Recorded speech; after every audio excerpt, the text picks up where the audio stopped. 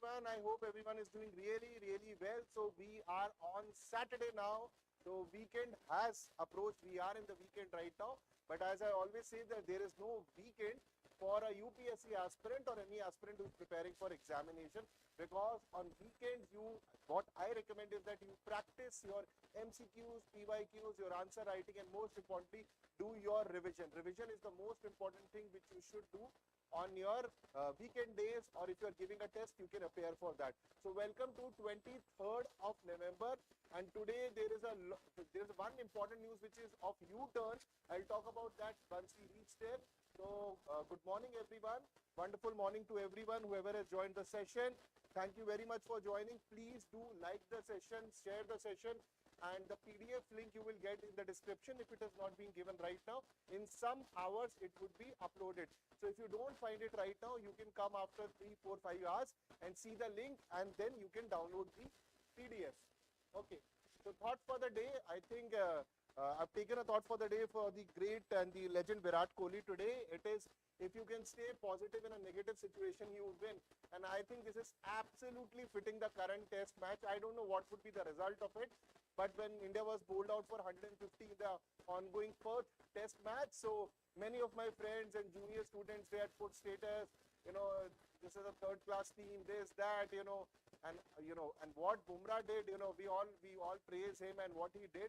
So I again say, and when Virat Kohli had said Bumrah is a national treasure, so, all it comes how he plays his innings, and that is why he, Rishabh Pant and many others are a threat to the Australians. So if you can stay positive in a negative situation, you win, and that is why Kohli has a track record of, even in second innings, he has won matches with India. He had a bad patch for around 2 to 3 years. Then also he come back. He always comes back. That's the point. So because he has the ability to stay positive in a negative situation, and when you have this ability, you will always bounce back. Even if you get a negative result in your examination, you understand why did I fail in this examination, work on those methods, work on your problems, and you will improve. There are multiple examples, and Virat Kohli is one legendary example which you can follow. He has done immensely in his life, struggled, and the family he came from. So there's a tremendous things he has achieved in life. I'm sure many of you who follow him, who like him and love him, knows about him. So with this positive thought, let's move to the important news of today. That is, Canada denies links between killing of Niger and Indian PM. This news goes Indian Prime Minister Modi, then External Affairs Minister Jaishankar, and National Security Advisor Doval. So I don't know what kind of drugs Canadians are taking, because some days, some months, even a month back, so there was a firing of diplomats from each side, and they were blaming everything. Media reports are coming, and suddenly U-turn. For me, this is my personal opinion, I feel Donald Trump is one of the major reasons this is happening. Trudeau knows Donald Trump does not like him. Elon Musk does not like him. And when Donald Trump takes the, his chair in January 2025, things can be tough for Canada. So Canada might be trying to repair the relationship with India. So World Bank study recommends skill-based training to enhance jobs. So a wonderful report has come, and we'll talk about this report, and we'll in the UPSC prelims impact, we'll also understand that what is World Bank, 5 bodies associated with it, and what's the difference between World Bank and IMF, and what kind of reports World Bank brings.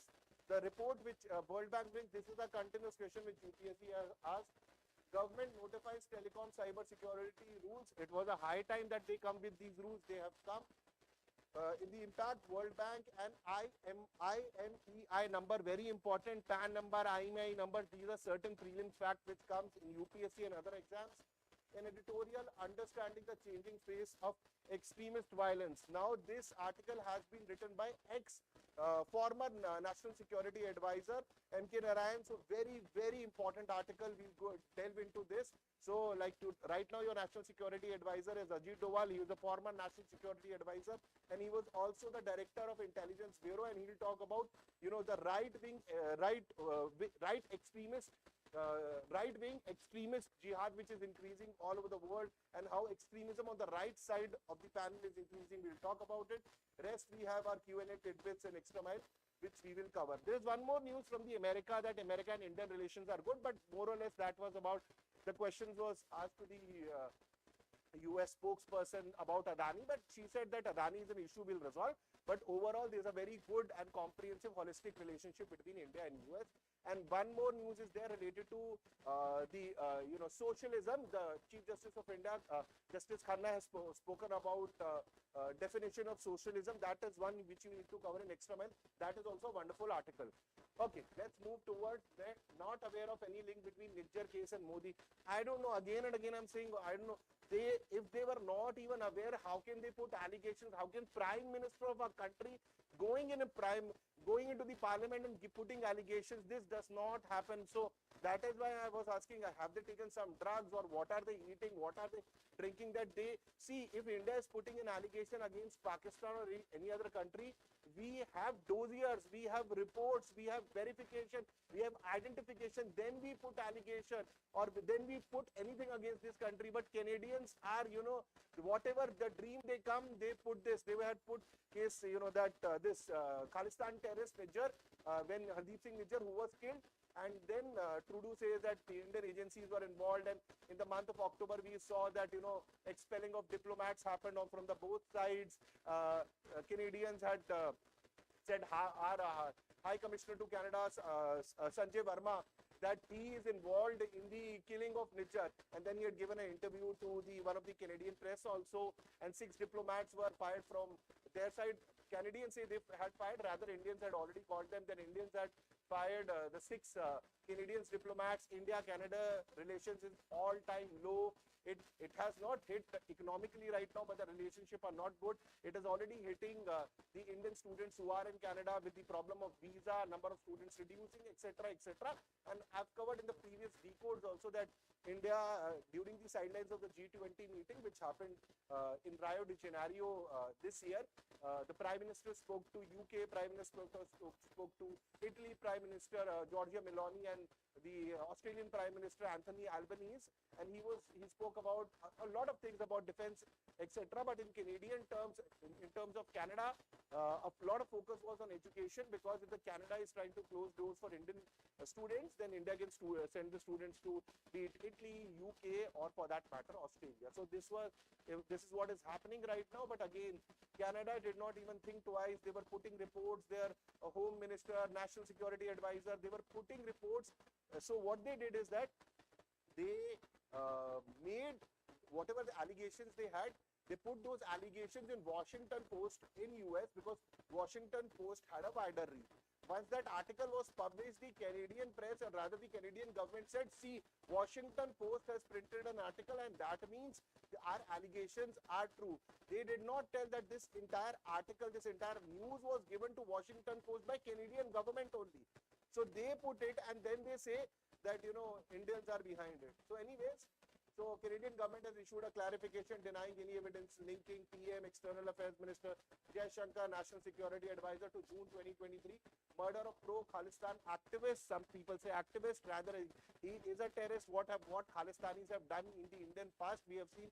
They have assassinated our former and late Prime Minister Indira Gandhi, and so many people they had killed. They are violent in nature. Pro-Khalistani activist Hardeep Singh Nijjar. This follows controversial claims by Canadian news report alleging involvement of top Indian officials. So this is what they said, and I'll add to this. Then recently, that Hindu Sabha Mandir in Brampton, which is near the Toronto in Canada, lot of the consulate was doing their work. They were giving these life-saving certificates to the citizens out there. They were giving these certificates, and suddenly this pro-Khalistani crowd came, and they started beating. Even the police of the Canadian police were supporting Khalistanis.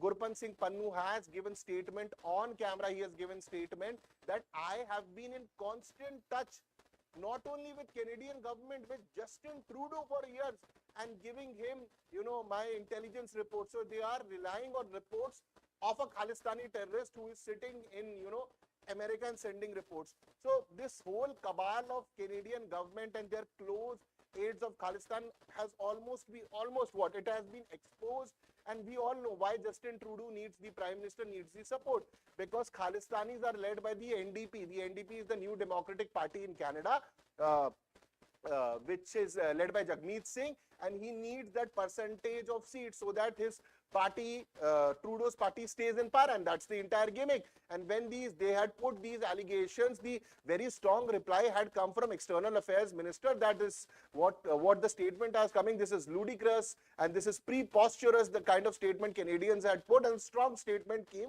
from India, and which was the need of the hour also. So, more or less, so National Security official in Ottawa reportedly linked Niger killing to Indian leaders. So, just imagine, stating murder was allegedly sanctioned by Home Minister with support from PM, External Affairs and NSA. Just think about their National Security Advisor has done. Think about that, person is killed in India and our National Security Advisor says that this murder was being done by Vladimir Putin and he took the help of Xi Jinping. Can we give these kind of statements? But Canadians can do, and since they, they have still suffering from that white syndrome, white skin syndrome, or that, the colonial era, that whatever they say that the global south will accept it or India will accept it. They need to come out of this mindset and they need to understand that India is the 5th largest economy, not Canadians. Okay. So the report accused Indian officials of orchestrating campaign against pro-Khalistani activists in Canada. I think I have explained you the entire news, the relationship are down, and why. The most important point is why Trudeau is changing. The news does not cover this. News will not cover this. This you need to analyze. I've been analyzing this international relations for quite a bit time for you guys and what is happening. So when you realize it's only after Trump coming this is happening. Before Trump came, then, then when the Democrats were there, Democrats would be in power for the next 2 months till December, January, the things will change. And Trudeau is realizing, and Trudeau knows that Trump is in very good terms with Modi, Trump is in very good terms with India, except the trade issue there, which both Trump and Modi, I'm very sure they would be able to resolve. Elon Musk does not like Trudeau, and they are thinking that this government, Elon Musk had written on X that Justin Trudeau and his party is not coming in power. And the person under Elon Musk had written, we cannot wait for 11 months, we want to remove Trudeau. So Trudeau is afraid and scared what is coming, and that is why I feel this U-turn is happening. So Canadian government clarification, Deputy Clerk Nathalie de Groin has reportedly speculative and inaccurate. So this is Deputy Clerk. So Deputy Clerk is saying that, but National Security Advisor of them, they had some bigger reports. Canada stated it is not aware of evidence of linking. Okay, now they are not aware. Royal Canadian Mounted Police, so they had that press conference if you remember. Okay, raised public accusation regarding alleged crime activity. So this crime, and the best part is that Canada said you are accused. Okay, now you get the proof that you are accused. It is something say like in a court, is a person is accused and you are asking him that you find the evidence so that we can prove you guilty. This only happens in Canada. I have never seen anywhere that an international country is doing this. Okay, rest of this thing, dismissal of claims, smear campaign. Obviously, India's reaction was that India is a growing country. India is one of the fastest, economies to grow. And that is why these smear campaigns, you see what we have done in Kazan, what we have done in G20, everywhere internationally, everybody wants to meet India, Indian government officials. Recently, I'll give you a small anecdote. So what happened? External Affairs Minister was meeting the Indonesian Prime Minister. So he said, I'll just mimic it for you. He said, sir, I am External Affairs Minister, Jai Shankar. So the Indonesian Prime Minister say, I know you, you are very famous. So this is the kind of era of External Affairs Minister. I'm talking about External Affairs Minister. Think about what is the era of the all over aura of the Prime Minister and the government. So international level, how they are meeting our Prime Minister, our government official, be it from China is also changing its stance, though there's an angle of economy in there, but China is changing, Russia is getting closer. There is a bit of problem with America, but I think with the coming of Trump that can be resolved. You see Italy, you see Spain, Pedro Sanchez, the PM Pedro Sanchez was in India. Then you see the President of France, Emmanuel Macron. There's a photo which is getting viral, when the World Bank CEO is there and the World Bank head is there and the Emmanuel Macron is there and, the Prime Minister is there and they are meeting, and certain Pakistanis were writing how are they meeting, and they were, so under that comment had come that this is a meeting of emerging and rich nations and rich people. Okay, so why Pakistan is having a problem? Neither it is an emerging economy, neither it is close to an emerging economy. So there is a saying that I know it in Hindi, I'll explain it to you. Ye Ameeron ki mehfil hai, theek hai. So Indian said that this is these are people who are rich. I'm not saying we are filthy rich or there's an arrogance, but these are emerging economies, these are developed economies, they are working, they are progressive in nature, they're fighting terrorism, so they should not be bothered. Pakistan need to resolve all these problems. Anyways, moving further on this, Canadian Deputy Minister David Morrison accused Home Minister of orchestrating violence, intimidation, and against pro-Khalistani activists, including Nijjar's murder. So they had accused without any proof. So I think we have covered this news a lot in detail. Strained relationships are there. Diplomats were being expelled, covered this. Canada's position, they say they don't have any evidence. The Canadian Prime Minister on camera said that I don't have any proof. Okay, it is only we have intelligence. We feel that Indians might be involved. So increased tension. Obviously, the tensions have increased. Public reaction. Indian official view such reports a deliberate attempt to tarnish India's global standing.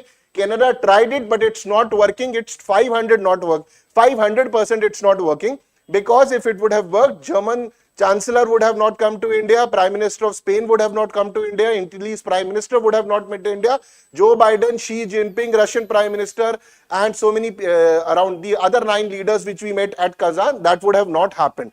Okay, so continued challenges, lack of trust and unresolved issues around Khalistan support in Canada may further strain ties. Again, as a teacher and educator, and as an Indian, I'm telling to Canada that you need to resolve this problem of Khalistan, because if this numbers increase, what we suffered in 70s and 80s, Canada, you will suffer that, and it can become one of the biggest internal security problems of Canada. You need to realize that ASAP. Okay, now let's move to agricultural services sector offers skilling opportunities study. Okay, so there's a report of World Bank has come which is called Jobs at Your Doorstep. Very important report. Let's get into this.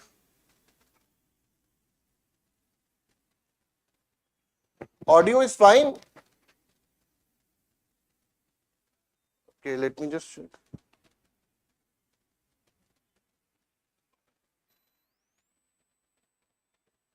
Let me just check.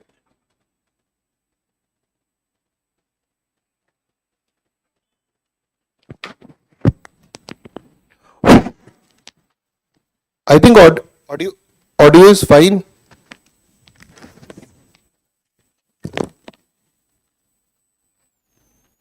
Audio is fine, right?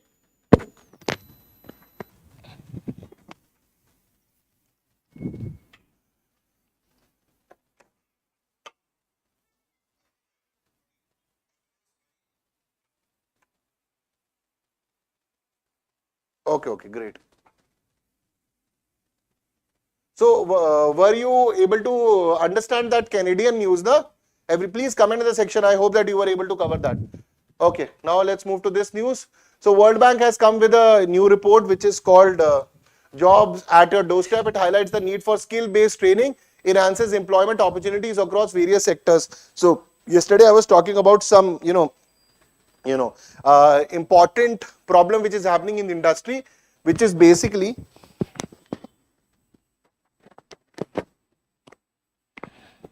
there's a debate which is going on, unemployment versus skill set. So many people in today's industry, they keep writing on LinkedIn also that there is no problem of unemployment in terms of, if I speak about private sector and others, that the graduates and engineers which are coming, or even if I go to the lower periphery, that even if people are coming from, with completing their 12th standards, they don't have the right skill sets. They might have a degree, they might have a certificate, but they don't have a skill set. For example, I still remember, one of my student, he was joining, he was telling that, sir, in our engineering, we are the kind of communication which we are studying, 2G, 3G, and when we are going to industry, the demand of industry is very high and the academics and books are not completing it, and the integration of academics and industry, that means the skill set which industry is asking for and academics, both are not coinciding with each other, or they are not coming cohesively with each other. If that comes, this generally happens in America a lot, in Europe a lot, that education plus what the industry needs, they come together. They create courses also related to that, so that the student, when he is going into the industry, he is already ready. For example, if they are asking for Python or whatever language they are asking for, which is in the news and it is not part of the course syllabus. For example, I'll tell you, Python is not part of the course syllabus, say hypothetically, and the industry is asking for Python. So what will happen in America, Europe is that certain part of Python would also be taught in the final year of graduation, certain parts, so that 20-30% they are ready. Rest, once they join the job, they can learn from there. They can learn those skills. So Python is an example. Similarly, vocational skills can be taught. For example, at the level of IT and everything, if you can teach basic electricity, giving that skill set of an electrician, giving the skill set of plumber, all these things. I'm talking about small things. If you give this skill set apart from academics, there is a huge employment which is waiting. I've seen electricians in society who make a decent amount of money, plumber making a decent amount of money. I'm not saying that that should be your aspiration. I'm just trying to tell you, if you give the right skill set, be it an agricultural sector or be manufacturing sector, if the right skill set are given, then you can go into MSMEs, you can go into agriculture, multiple things. For agricultural point of view, if you know horticulture or different kind of different variants of agriculture, for example, in terms of agronomy, it will help you. So it is talking about employment opportunities across various sectors based on research conducted in Himachal Pradesh, Kerala, MP, Maharashtra, Odisha, Rajasthan. Study identifies service and agriculture sectors, key areas for school-based skilling and income enhancement. That this skilling should be given in school, and once these people get it, it can increase their income.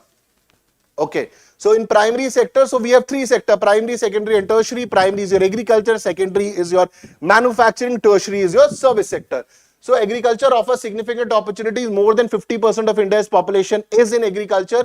So it creation of income enhancement through entrepreneurship and improve farm productivity. How can you improve your farm productivity? What kind of fertilizers can be used? Or how you can do mixed farming, what kind of horticulture can you do? Different skill sets can be learnt, which you can apply in agriculture.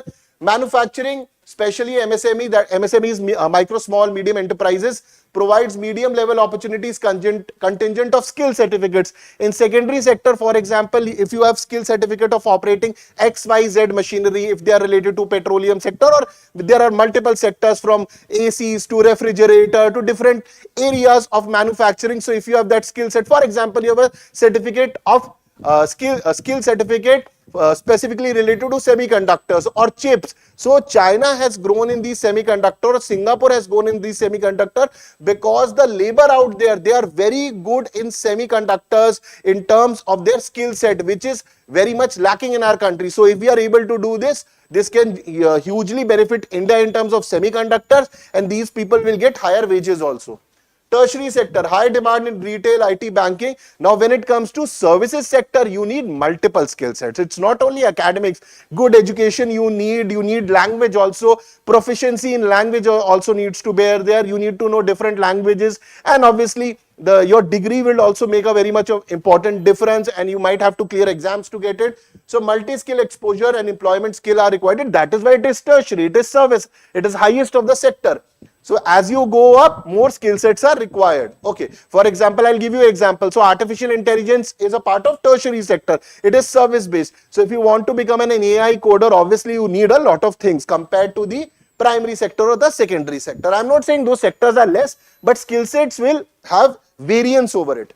Key challenges: mining sector, not a significant employer due to hazardous condition and high reliance on unskilled labor.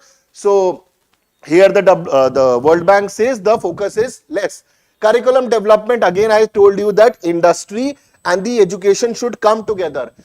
Align with local economic needs, emphasize skills in horticulture, gardening, dairy farming, aquaculture, fisheries. See, this is again, when I was completing this slide, you saw this. Okay, where is that? School-based skilling. So school education and skill combining should happen. So when it talks about agriculture also, horticulture, gardening, dairy farming. So if they are, apart from their farming, they are doing dairy farming or aquaculture or fisheries, their income can be more. Enhances focus on farm productivity in agronomy. What is agronomy? It is a branch of agriculture that deals with field crop production and soil management. And this exact line will come in your prelims question or MCQ. Industry engagement, encourage collaboration with industries for curriculum design. This is exactly I was talking about. You need to take the help of industry.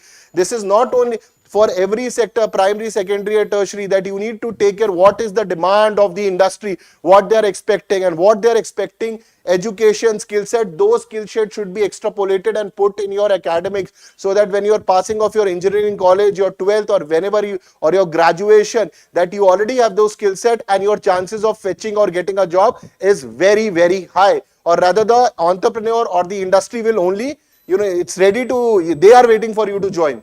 Providing proper certification equivalent to ITI for employability. So you can come with more ITI certification, equivalent ITI certification. Skill hubs. So establish skill hubs offering broad-based trades targeting multiple job roles.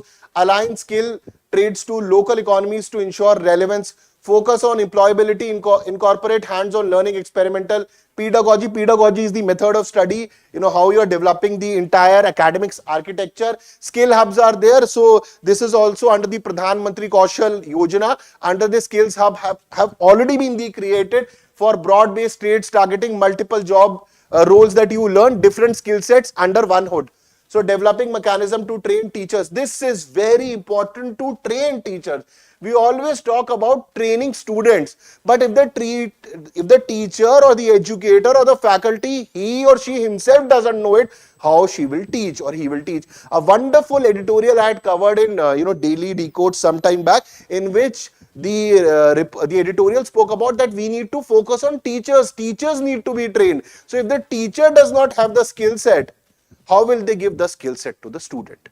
So this is a very important part. Every time we speak about that, we need to improve the school, we need to improve the curriculum, we need to improve the pedagogy, but focus also should be to improve the teacher and his skill sets. Very important. Opportunities for sector: agriculture, horticulture, dairy farming, livestock, health, fisheries. Promote entrepreneurship opportunities. So entrepreneur opportunities have already been done in America, but for that you need large pieces of land. But again, they can try in horticulture and dairy farming and livestock. If they want to try entrepreneurship, some kind of subsidies, income or schemes can be incorporated. Manufacturing, increase emphasis on automobile sector since it is expanding, and most importantly, automobile sector employs larger amount of population, and that is why. So MSME see candidates with multiple skill exposure and proper certification. When it comes to service, retail, IT and banking, obviously you will need even more skill sets.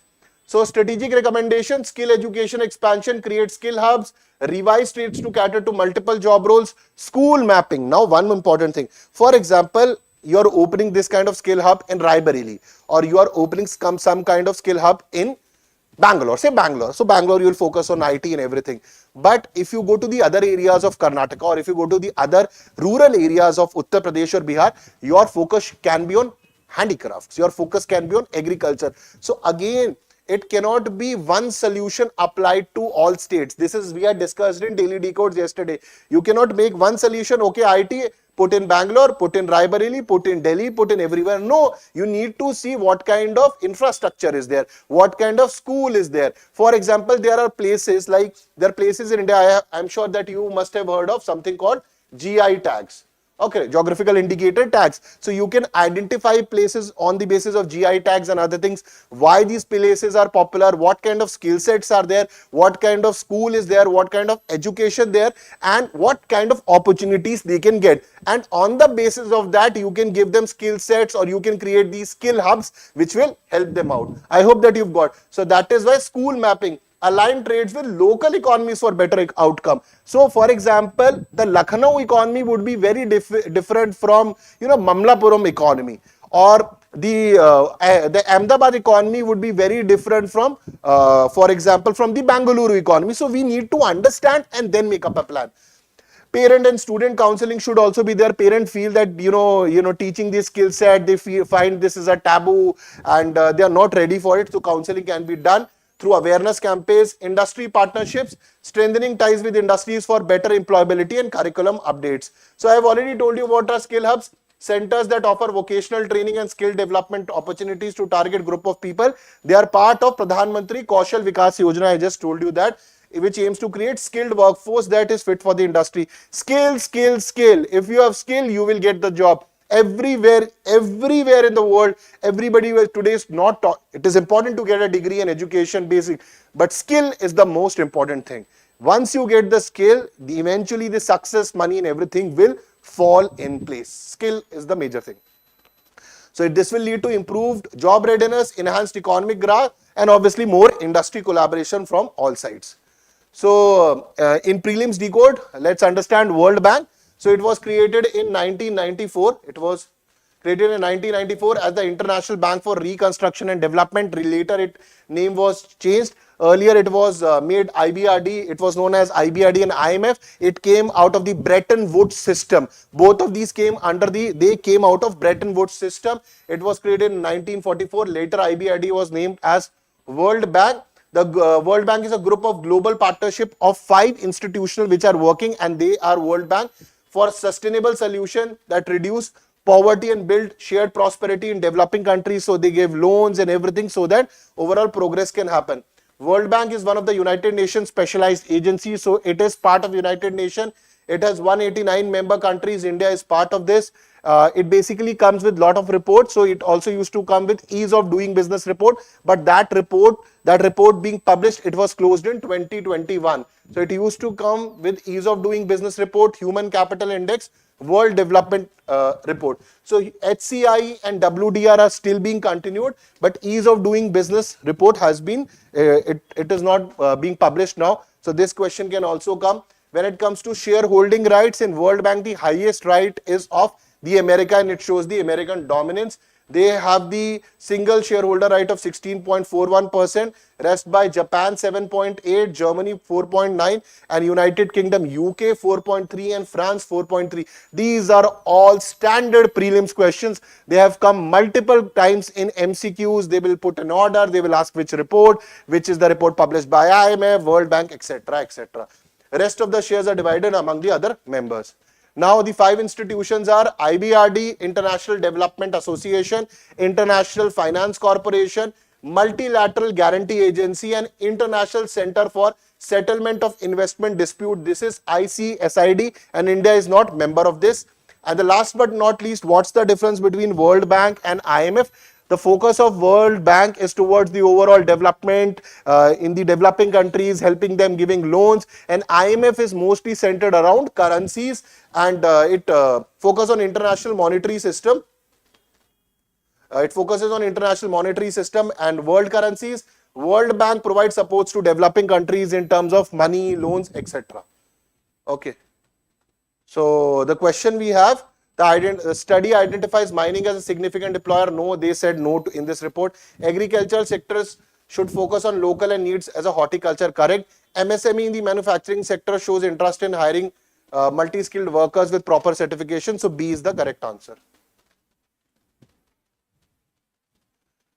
Okay, next is your government notifies telecom cyber security laws. Let's move to this news now.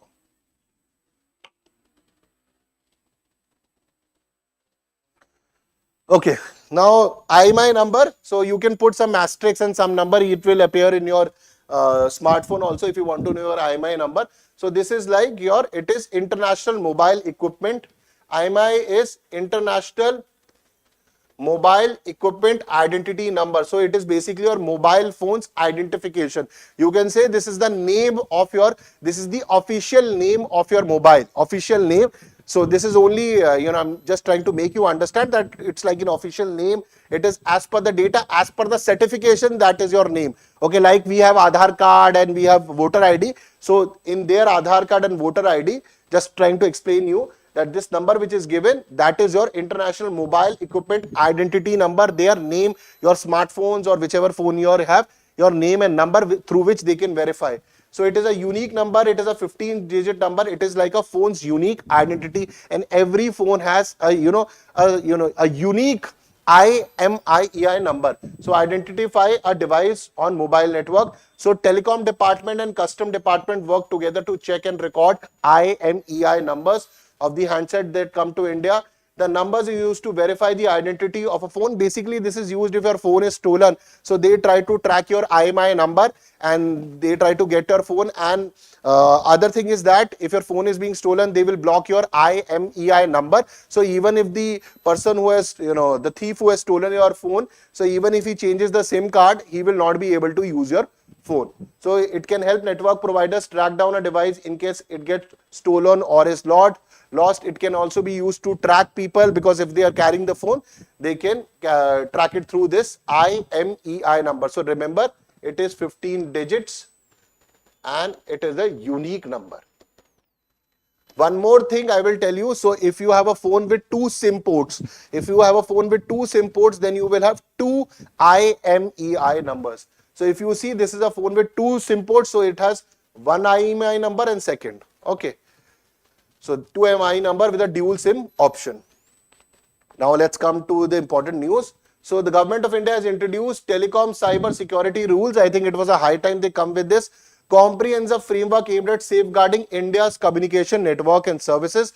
These rules set stringent obligation for telecom entities, establish data collection protocol, define clear timelines for reporting cyber incidents. Now, number of cyber incidents have already happened in our country, and it was high time these cyber security rules related to your telecom cyber security rules come.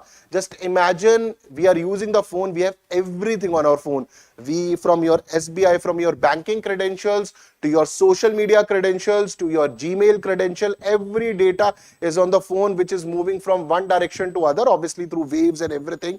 I don't mean to say physically it is moving, but it is there, and all these telecom departments, you're using internet, so much of data is moving, and there has been so many, cyber espionage, cyber sabotage, which has been done by China and many other countries, and they are regularly happening against India. So it is very important that we work on clear timelines for reporting cyber incidents, data collection protocols, etc. So what is the objective of this cyber security rules? To enhance cyber resilience of telecommunication network and services, to protect communication channels from misuse, fraud and security threats, applicable to all telecom entities. So whichever a telecom, from Jio to Airtel to Vodafone, everywhere this would be applicable.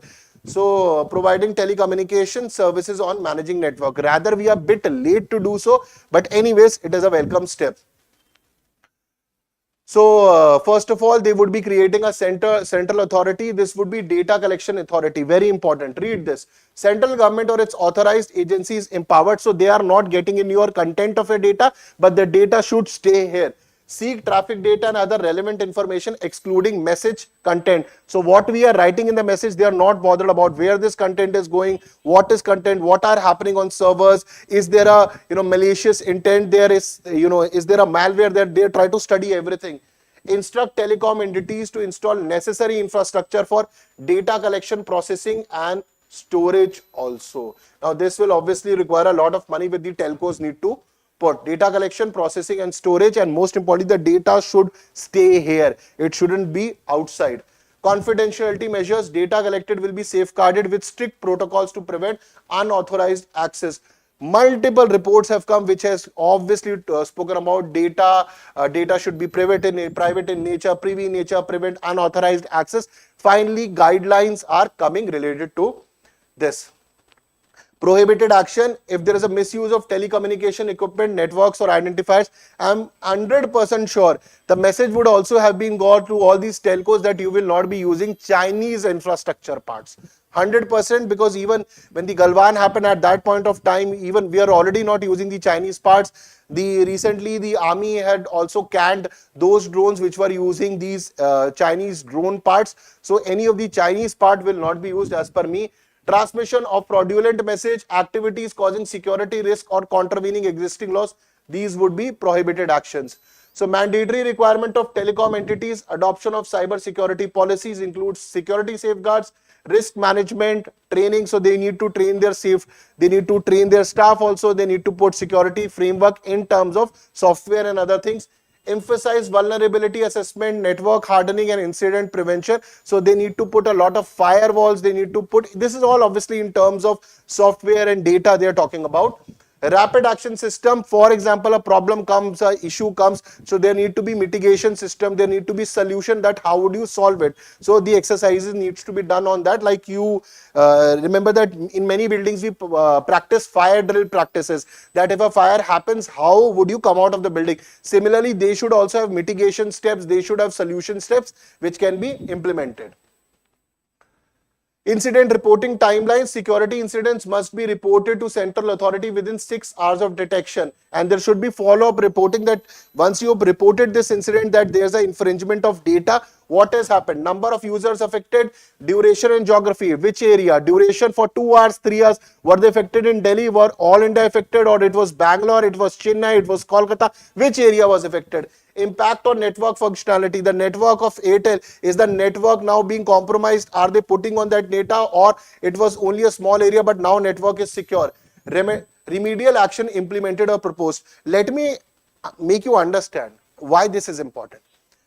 For example, Ajit Doval sir is in Bangalore and the Prime Minister is in Delhi, and the Bangalore network gets compromised and he is not aware.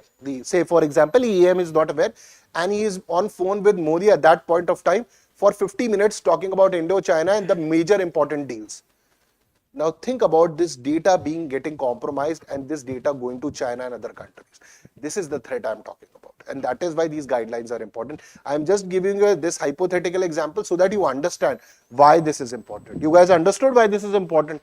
So remedial action implemented or proposed. Okay. So then they also need to put CTSO, that is Chief Telecommunication Security Officer. Each telecom entity must appoint a CTSO who will seize over security measure, ensuring timely reporting of incidents. It's something like that. We have a National Security Advisor, we have an Army Chief, Naval Chief, Air Force Chief. So there has to be one head in each company whose job would be to look this, not you put one person that this would be done by HR department, marketing department, or some tech department sitting in some side corner which he gets. There has to be a proper person, okay, because when this entire thing happens, the government will grab this guy. Okay, first they'll grab the company and then this person. So there has to be one person. So obviously all these telcos will now need to shed money. So that GB data money which they are taking us from us, they now to put here. So IMI registration of equipment manufacturing would be, you have to do it with India, with the government before the first sale. So manufacturer must register their IMI numbers of equipment produced in India. Then policy, core components, risk management, training to best practices, network testing, incident mitigation, we have covered this. Impact on telecom sector, obviously it will lead to enhanced security, increased accountability. Obviously that CTSO is, guys, then you can ask the telcos what happened, and now they would be on, they'll pull up their socks that these incidents should not happen. Data safeguarding. So now we are putting a lot of onus to these telcos that not only you make money out of the public, but you also take accountability. So good thing, good measures being taken. So I've also put a mains question, you can go through this. Now let's go towards today's editorial.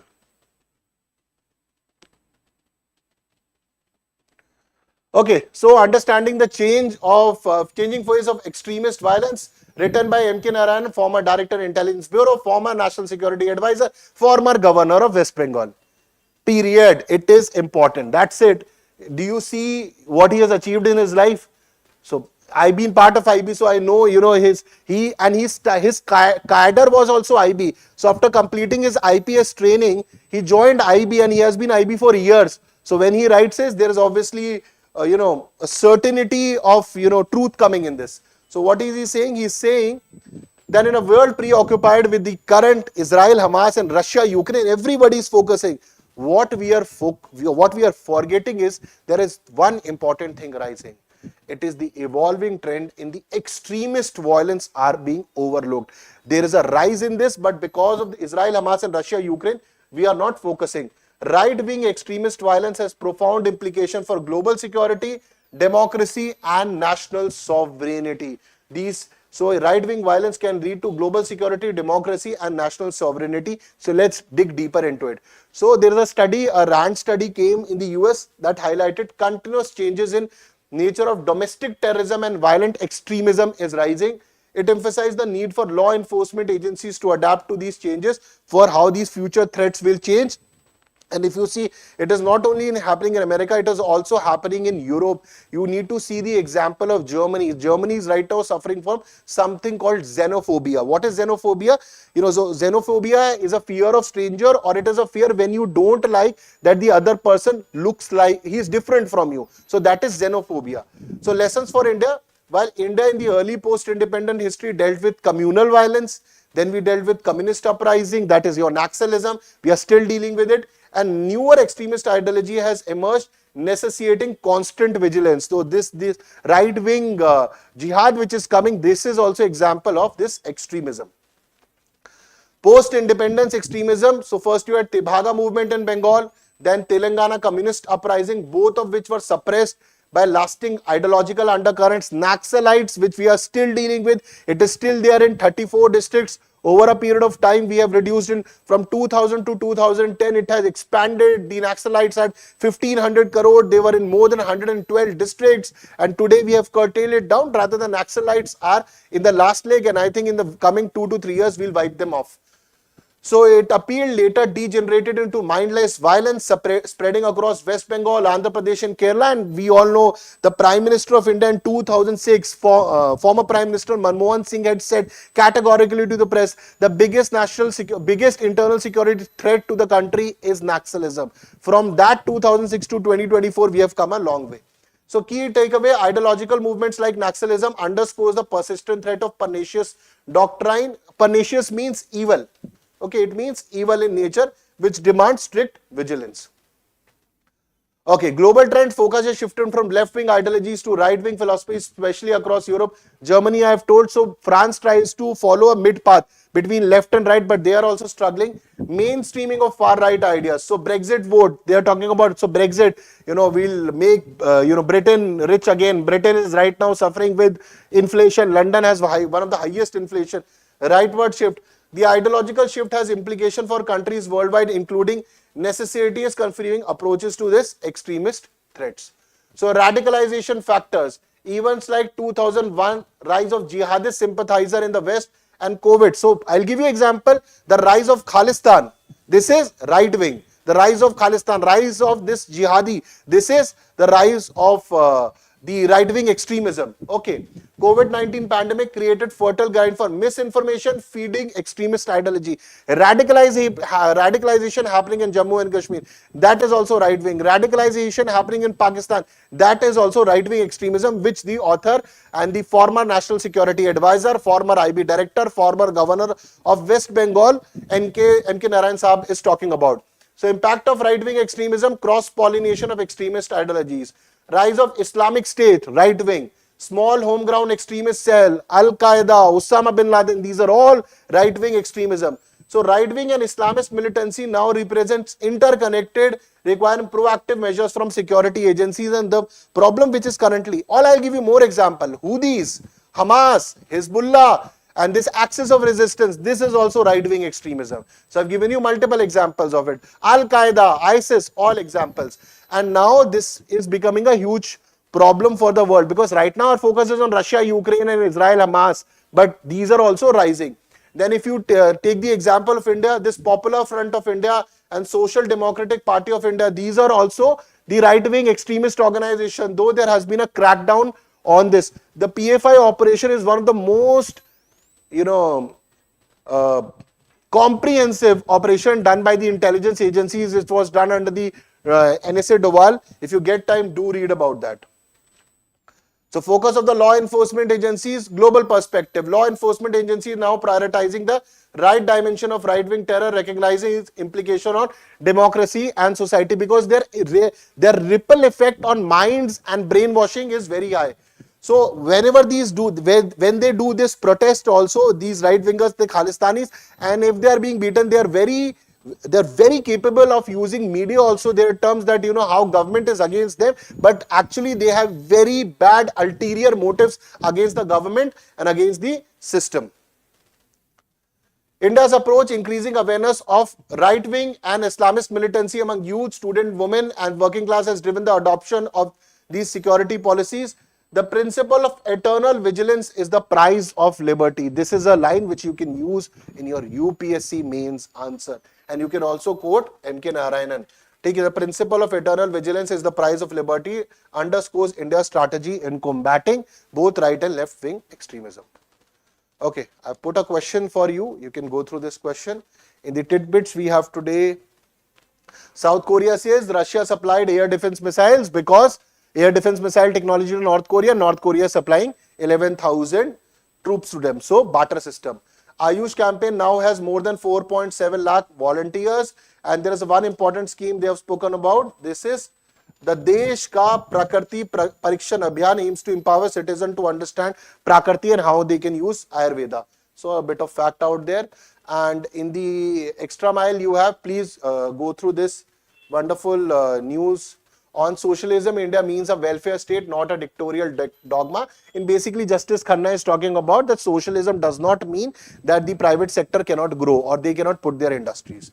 Okay, rest you can go in detail. So guys, thank you very much. I hope you did like. We'll meet up on Monday at 10 a.m. now, and you'll get the PDF link in the description. Please like the session, share the session. Please press the bell icon, and thank you very much. Take care and Jai Hind.